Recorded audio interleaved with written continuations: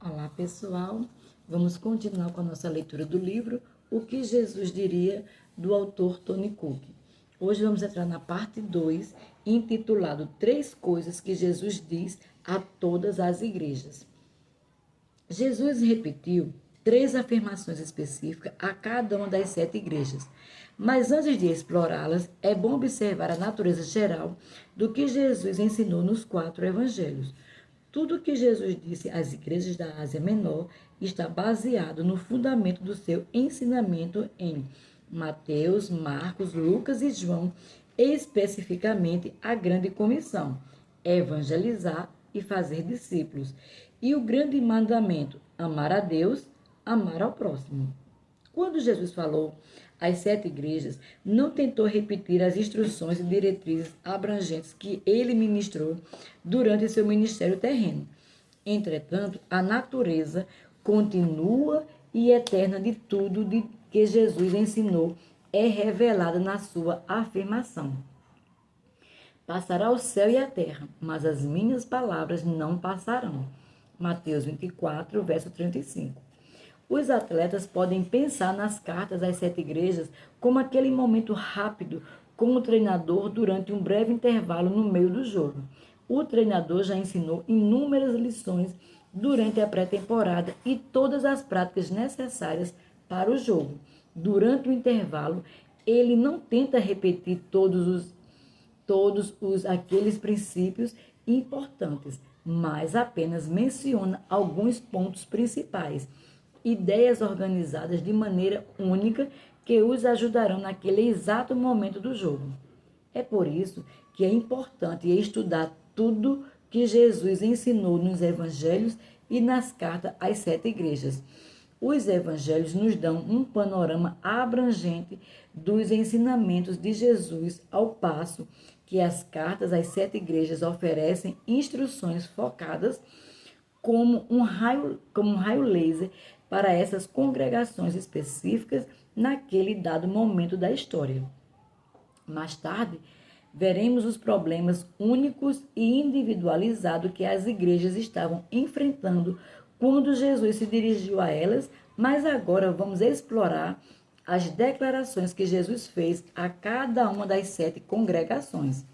O fato de Jesus fazer as mesmas declarações a todas as 7 igrejas indica que essas são questões de extrema importância para ele. Esses são valores essenciais e prioridades significativas para Jesus, não apenas para as igrejas da Ásia Menor no fim do 1º século, mas também para todas as congregações locais em todo o mundo hoje.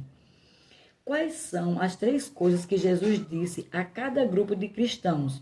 São elas: número 1, conheço as tuas obras. Número 2, aquele que tem ouvidos para ouvir, ouça o que o Espírito diz às igrejas. E número 3, ao que vencer, os 3 capítulos a seguir tratarão do significado de cada uma dessas afirmações.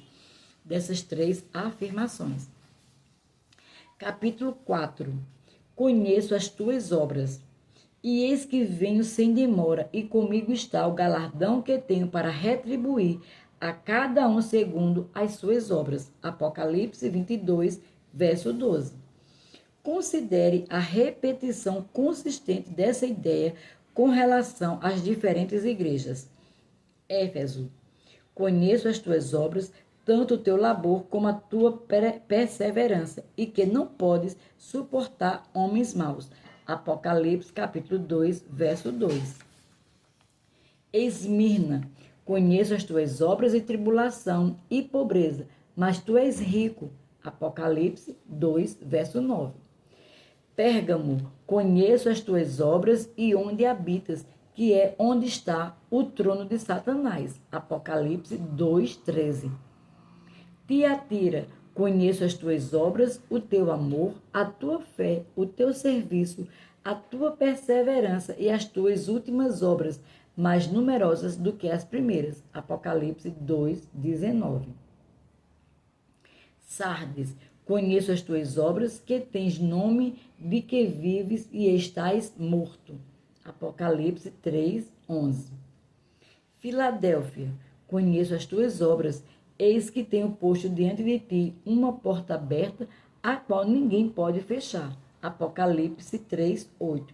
Laodiceia, conheço as tuas obras, que nem és frio e nem és quente.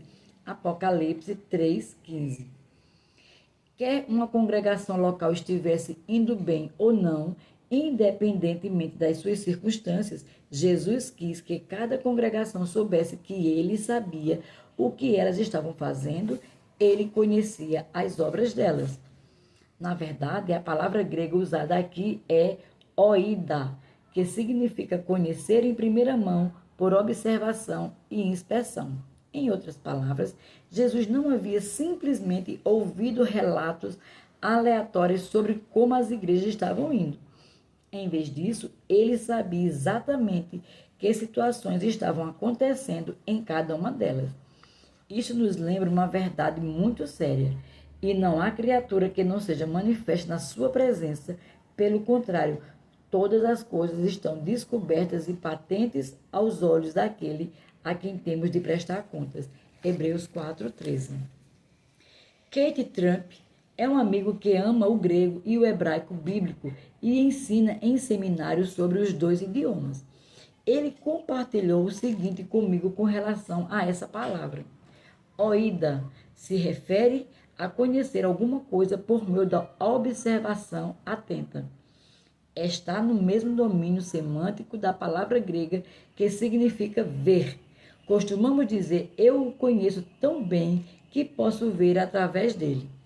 Eu traduziria oída como conhecer por meio da observação atenta e consistente e, portanto, fazer uma avaliação excepcionalmente precisa. Assim, Jesus emprega oída frequentemente enquanto fala às 7 igrejas. Ele via as igrejas exatamente como eram. Observamos algumas das 7 igrejas se vendo como derrotadas por não atenderem a certos padrões do mundo para o sucesso. Jesus garante a essas igrejas que ele conhece, oída, os seus aspectos positivos.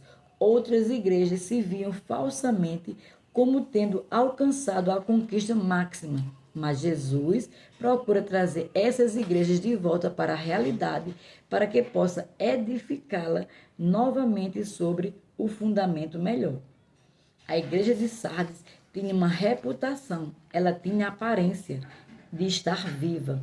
Em resposta, Jesus disse: eu vejo através da sua aparência e dos seus efeitos especiais e sei, oída, que você está morta. Laodiceia projeta a personificação do sucesso. Jesus responde dizendo: sei, oída, que você é uma igreja que não está vivendo na verdadeira riqueza, mas que está mergulhada na pobreza do materialismo. Jesus diz às igrejas que sua linha de visão está acima dos sistemas egocêntricos e não está nublada pelas contracorrentes enganosas daqueles que procuram irredutivelmente parecer ser mais do que são. Nossas obras como luz. Lembre-se que as igrejas eram representadas como candeeiros que fornecem luz. Os pastores ou mensageiros foram representados como estrelas, e as estrelas também iluminam.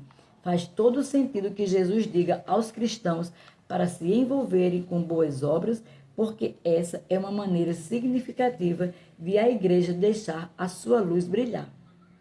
Assim resplandeça a vossa luz diante dos homens, para que vejam as vossas boas obras e glorifiquem ao vosso Pai que está nos céus. Mateus 5, verso 16. A obra de bondade realizadas pelos crentes podem tocar os corações dos incrédulos e tornar o evangelho mais atraente para eles. Alguns cristãos têm uma reação negativa à palavra obras, porque a associam ao legalismo ou a pessoas que tentam conseguir a salvação através de seus próprios esforços. Embora a Bíblia aborde essa perspectiva, há outra dimensão igualmente válida da questão das obras que é tremendamente importante. Paulo, na verdade, aborda ambos os aspectos desse tema. Porque pela graça sois salvos mediante a fé. E isto não vem de vós, é dom de Deus, não de obras para que ninguém se glorie. Pois somos feitura dele, criados em Cristo Jesus para boas obras, as quais Deus de antemão preparou para que andássemos nelas. Efésios 2, verso 8 a 10. Há uma distinção aqui que é vital entendermos. Nossa salvação não vem por obras, não se baseia no esforço humano ou no desempenho religioso. Somos salvos pela graça por meio da fé. Não conquistamos a nossa salvação através das nossas obras. Entretanto, somos salvos para as boas obras. Outra maneira de dizer isso é que as obras nunca são a raiz da nossa salvação, mas devem ser o fruto de termos sido salvos. Jesus expressou profundo interesse nos tipos de obras que as igrejas estavam praticando. Ele entende que as boas obras das igrejas são um grande testemunho e podem ser uma das principais formas de impactar a sociedade. Quando as igrejas se envolvem em obras benevolentes, misericordiosas e gentis, isso pode quebrantar o coração das pessoas para que elas sejam mais receptivas à mensagem do Evangelho. Escrevi um livro inteiro tratando desse assunto intitulado O Livro das Obras. O que fazemos importa para Deus.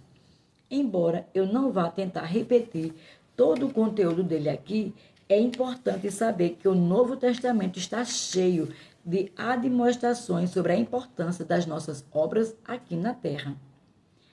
A Epístola a Tito é um dos livros mais curtos da Bíblia, mas Paulo enfatiza a importância das boas obras para esse jovem pastor nessas 5 passagens. Passagem 1. Torna-te pessoalmente padrão de boas obras. No ensino, mostra integridade, reverência. Tito, capítulo 2, verso 7. Segundo, o qual a si mesmo se deu por nós, a fim de a fim de remir-nos de toda iniquidade e purificar para si mesmo um pouco exclusivamente seu, zeloso de boas obras. Tito, capítulo 2, verso 14. Terceiro, lembra-lhes que se sujeitem os que governam as autoridades, sejam obedientes e estejam prontos para toda boa obra. Tito, capítulo 3, verso 1. Fiel é esta palavra e quero que, no tocante a estas coisas, faças afirmação, confiadamente, para que os que têm crido em Deus sejam solícitos na prática de boas obras. Estas coisas são excelentes e proveitosas aos homens. Tito, versículo 3 e 8. Aí ele grifa a palavra excelentes e proveitosas. Número 5. Agora, quanto ao nosso, que aprendam também a distinguir-se nas boas obras a favor das necessidades para não se tornarem infrutíferos. Tito, capítulo 3, verso 14. Jesus não estava interessado apenas no que as igrejas estavam crendo ou pregando, mas no que elas estavam fazendo. Jesus quer que toda a igreja seja atuante. Para que isso seja uma realidade, precisamos ser mais do que espectadores passivos e observadores casuais. Precisamos ser colaboradores com Deus. 1 Coríntios capítulo 3, verso 9. O autor de Hebreus lembra aos cristãos o quanto as obras deles são significativas quando escreve, porque Deus não é injusto para ficar esquecido do vosso trabalho e do amor que evidenciastes para com seu nome, pois servistes e ainda servi aos santos. Hebreus 6:10. Em seguida, as 7 cartas de Apocalipse, João relata as palavras de uma voz celestial: bem-aventurados mortos, que desde agora morrem no Senhor. Sim, diz o Espírito, para que descansem das suas fadigas, pois as suas obras as acompanham. Apocalipse 14, 13. Somos salvos pela graça de Deus, mas seremos recompensados de acordo com as nossas obras. Elas fazem a diferença agora e terão ramificações na eternidade.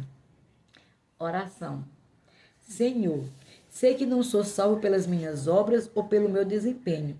Sou salvo por tua graça e tua misericórdia. E porque confio no teu dom gratuito da salvação, também estou comprometido em fazer tudo que tu me chamastes para fazer nesta vida. Agradeço por me dar pelo teu Santo Espírito para te servir e para servir a tua igreja. Oro para que tudo que eu fizer nesta vida glorifique a ti e a beneficie aos outros. Amém. E aqui concluímos o capítulo 4. Sejam abençoados na prática da palavra.